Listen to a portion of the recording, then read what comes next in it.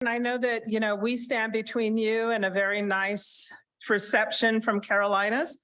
So we'll try and, keep this a little bit brief. I'd like to introduce my colleague, who I'm sure many of you already know, Dr. Brian Brayboy. We're going to kind of help to get us through this last 30 minutes. What we want to do is we're going to start off by having representatives from the 3 breakout sessions give a 5 to 6 minute kind of summary of key points. And maybe some calls to action. I'm not sure how they want to organize that, but particularly for the benefit of those of you who weren't able to sit in different sessions. So we thought that this would be helpful to you, but also to help us start to collectively identify where do we go from here. So I'm not sure who wants to start off first. I'll go. Okay, thanks, Agnes. So you guys. Oh, you need to. There you go. Can you guys hear me? Okay, so I'm Agnes Adakai, and I help a fellow colleague with the 2 sessions on Indigenous knowing, being, and doing. And so I really like this graphic representation. So each of the different sessions on the first breakouts had the artists provide the infographics, and these are just wonderful. So if you want to later come down and view these are just awesome representations of what we discussed. And so far in Indigenous knowing and being, one of the first questions our group asked is, how do we come to the table with a blank piece of paper? Since we all have our own biases and values, how do we come to the table? And that was a general discussion for our whole group. And other questions that came about is really thinking about who you're working with, our language being intentional, being self-aware, really understanding the history of our land and where we come from, having true transformational partnerships and meaningful co-creation, being aware and how does the community work and respecting diversity. So even though we are American Indians, Native communities, tribal nations, we cover 570 plus, we all are very diverse in the ways that we view land and work. And of course, being aware of resources, making it sustainable was one of the things that came up. Was if we do programs, how do we sustain these programs? Being a good intentional listener and acknowledging your background and lifting others to be an ally.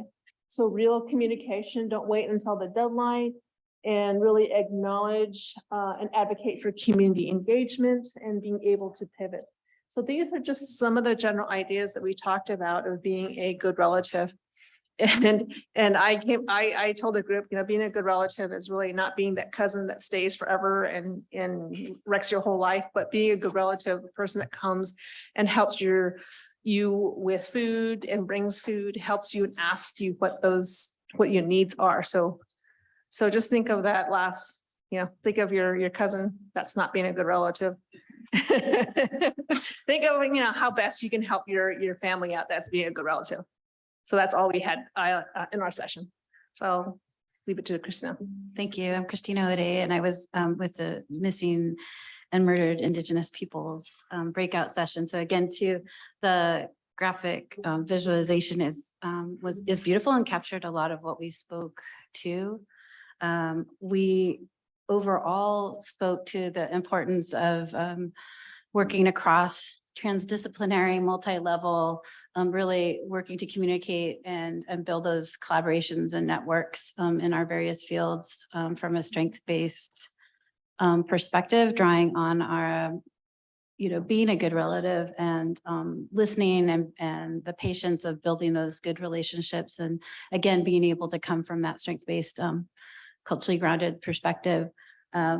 What's illustrated here is addressing stigmatization and racism, that the dual benefit of social media drawing attention, that this is a movement that's grounded in grassroots and goes from there. So really recognizing that and centering that in any area that you're working towards, again, in public health, prevention, or in policy, or advocating for those data systems to be put online and in use. Additionally, again, bringing everyone together. I think I'm going off of tangent from the drawings. There's also services, so the importance of the services. Development since it's gained attention. This work at ASU is critical. And then also talking about working across with other universities and then out from there would be wonderful to see. I think our second session really focused on communication and really our positionality, and then how we communicate and how we are good relatives in this work. So I'll pass over. Thank you. Again, my name is EJ John, and I worked with the genetic perspective or Indigenous perspective on genetic research.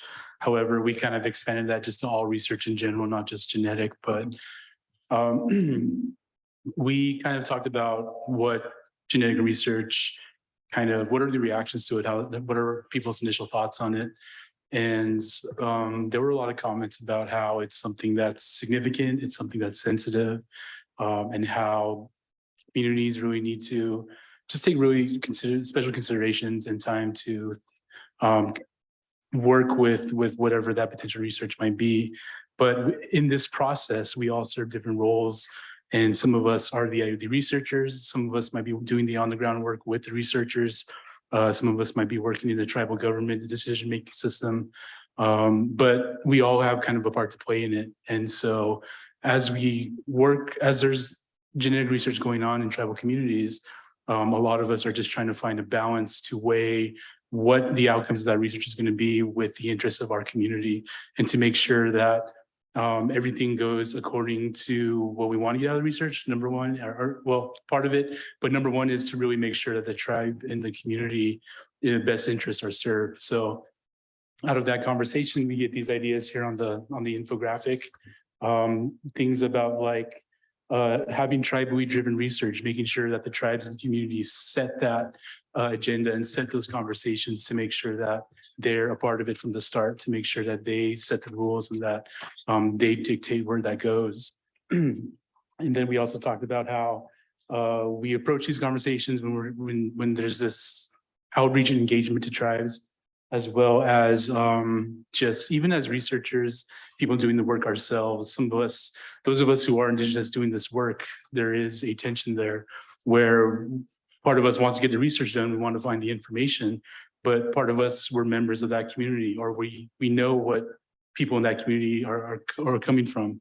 So we want, even within ourselves, there's that tension and that balance that we got to find too. So moving forward, the groups, the different breakout groups talked about doing things like really making sure that consent is explained when you're doing these research projects, making sure that tribes are always involved in the conversation, making sure that education is always part of the process, and just really making sure that these interests are all taken into consideration, and that it's tribes are the ones who get the final say, and that they're the ones who direct the work, or they should be the ones directing the work if that's not the case. So I think that's a quick summary. I'm probably missing out some stuff, but those are our main points. Great. Thank you all so much. And thanks for everybody who contributed in those sessions. Events like this are always a little bit challenging, especially when it comes to doing these summaries. I know that all of these individuals were in both sessions of each, and it's a lot of material to try and synthesize. But fortunately, we do have these posters that help to visualize it. We did have note takers. And so I just want to share with you, the audience, who, have been so gracious in terms of participating, taking time out of your day. I realize it's almost the holiday break. Our commitment to you in going forward is we will be updating our website with a lot of the materials that were shared. We'll include the conference video that has been recorded. We will also include the final storyboard, which you see over there. We'll also include the visuals from the note takers. And any reports that are generated.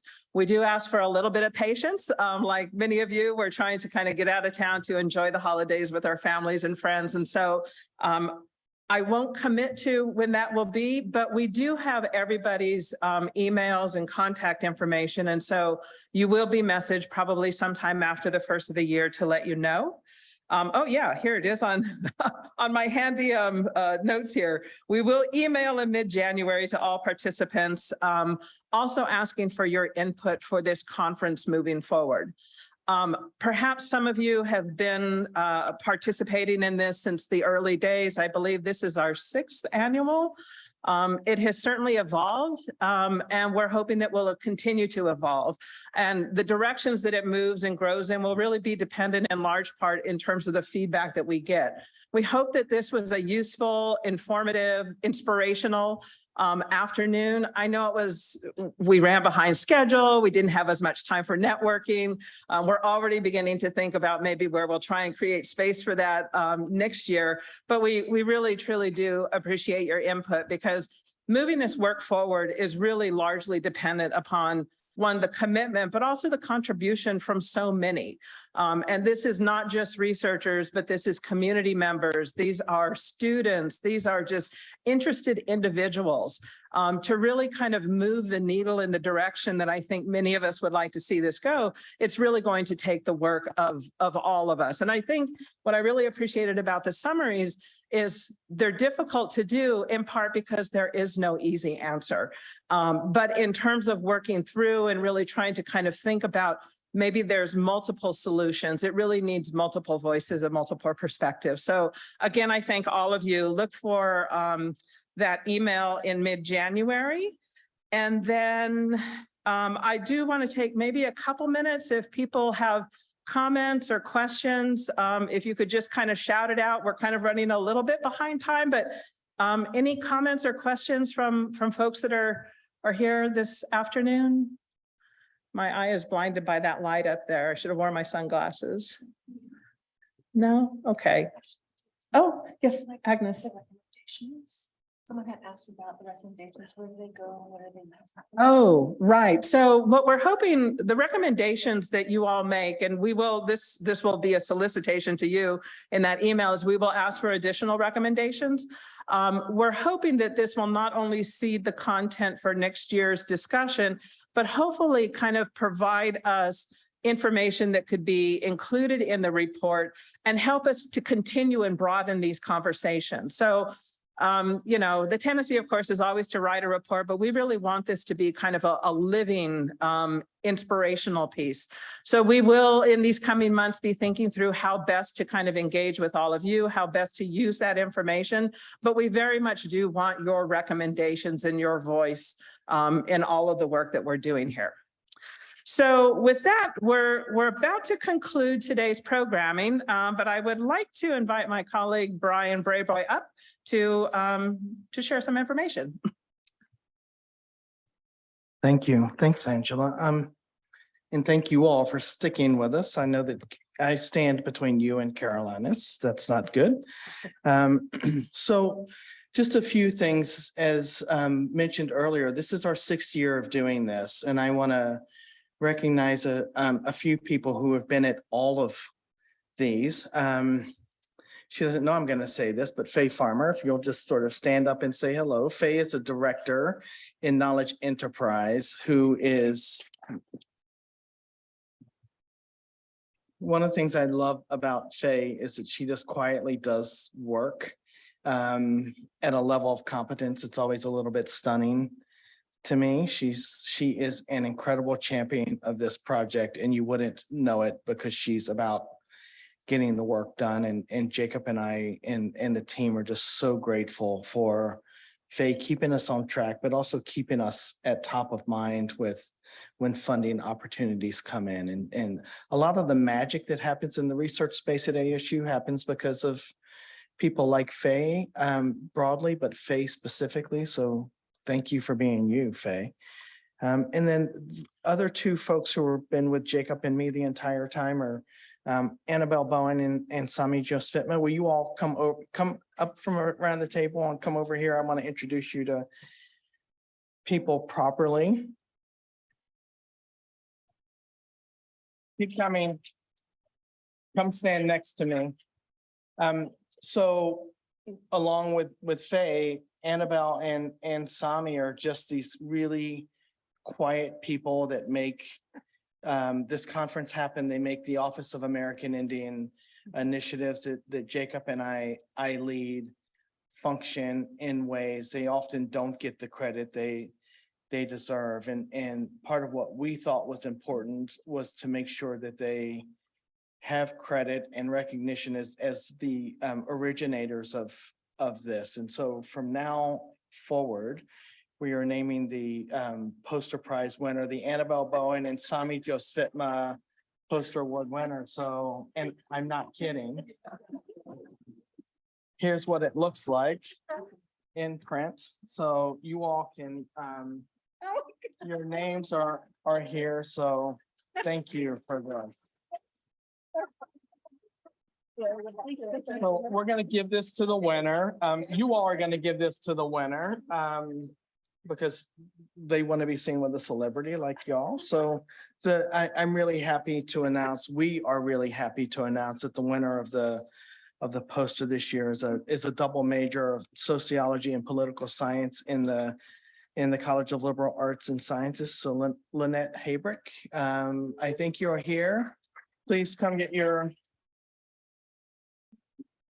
I hope you're here. Awesome. So come on up and collect the award for the poster prize. The first ever Annabelle Bowen, Sami Josfitma poster award winner.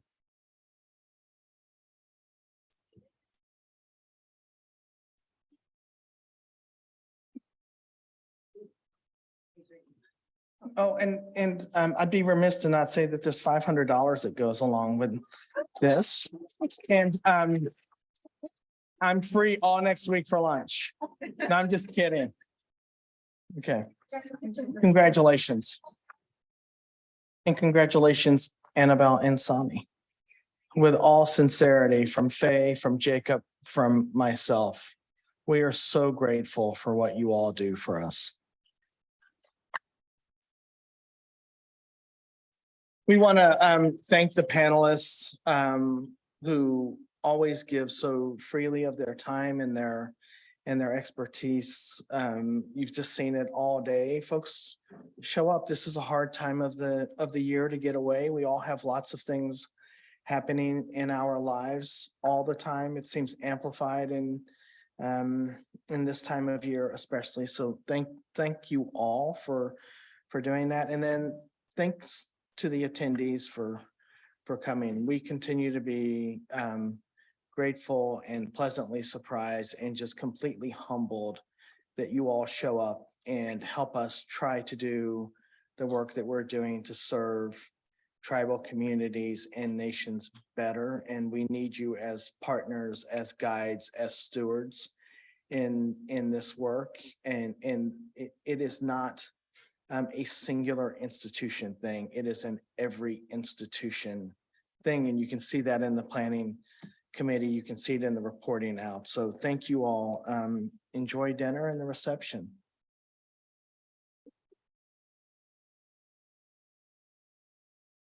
Class dismissed.